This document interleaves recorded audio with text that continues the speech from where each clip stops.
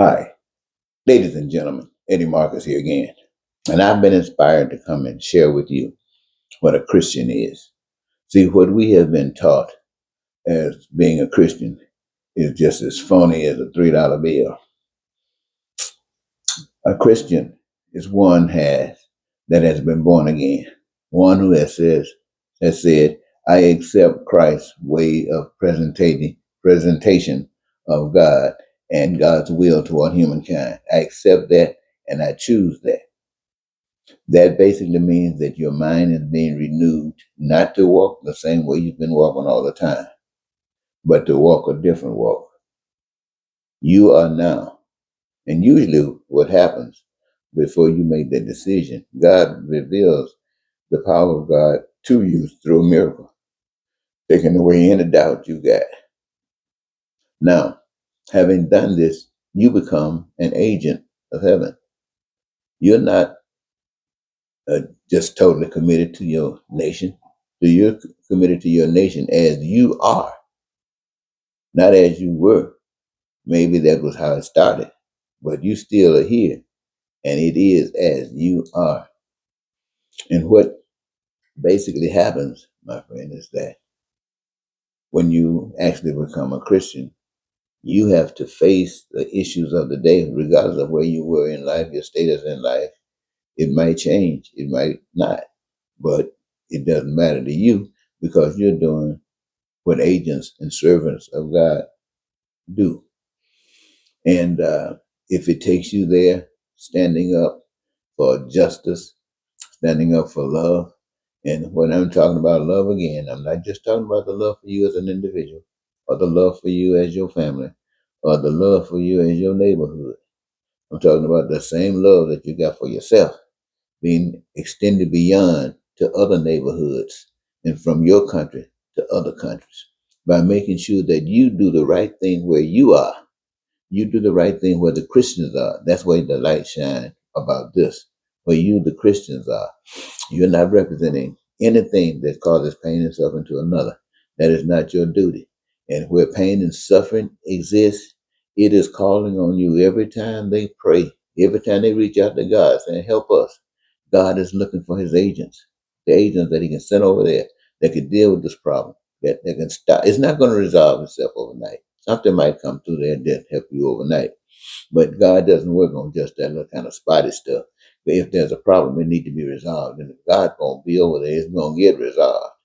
So these are the agents, ladies and gentlemen, those of you who became a Christian, and you can't tell no difference in your life than what has ever existed in your life. You went to church one day, you said you maybe sat on the mourner's bench. Then you got up and said you believe. And the preacher said a couple of things over you and invited you into. And then you went on back to home, went to school next day, went to work the next day, and everything just kept on going as it had been. You might think about God a little bit more based upon what you've been taught, but your life doesn't change really. And even if it does, say for instance, most people would say you stop partying, stop having a good time. Let's say you did that. What would that say? That wouldn't say anything because the selfishness that you've experienced in your life will even grow. And not just for you, but in your family and your community and all across the globe. And what is being a Christian? What's the benefit of it? Nothing. Nothing. That's because it is nothing. It's fake. It's the phony stuff.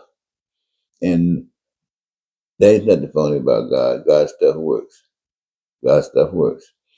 So I guess I just wanted to say to you who are thinking about or claiming yourself to be Christians, are you really? Just a claim. And let me ask you this. You remember the story of the rich young ruler in the scriptures? And he wanted to say, I've obeyed all your rules and regulations to the master. And says, what would I have to do to enter your kingdom? What did I have to do to be saved? What I have to do to be one of yours? To go sell everything you got and give it to the poor and come back and then work with the heavenly plan to make sure that the poverty that you just contributed to will never exist again. How many of you would give up your life and get on a path such as that? which means you might have had what you might call a good life, but you can bet your last money that it might not be a good life as you go forward. I'm not saying it won't. I'm saying it might not, because you have given up the struggles for that life in that other kind of way. You are giving energy in the struggles of a different life, a life that works for everybody. And see, when you're doing it because it's your love, then you got joy with it. Nothing bothers you. You're cool with everything. So don't think that being a Christian is easy. It's only easy when you're committed. And when I say committed, the thing that underlies the commitment is your willingness to go into any hellhole if God leads you, and to lay down your life and die eagerly if God leads you, knowing that it is God you serve. How many of you can do that? Now, every true Christian can do that. So if you can't do that, stop. You're in the way.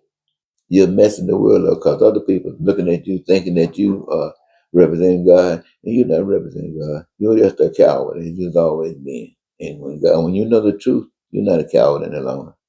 No, you are free, and I mean free indeed, because nothing binds you. The fear somebody going to hurt you.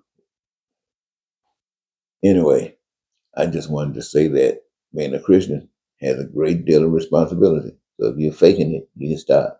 And if you're thinking about considering it, you better go deep, because it's not just what you heard. It's much, much, much more than that. All right. Thank you.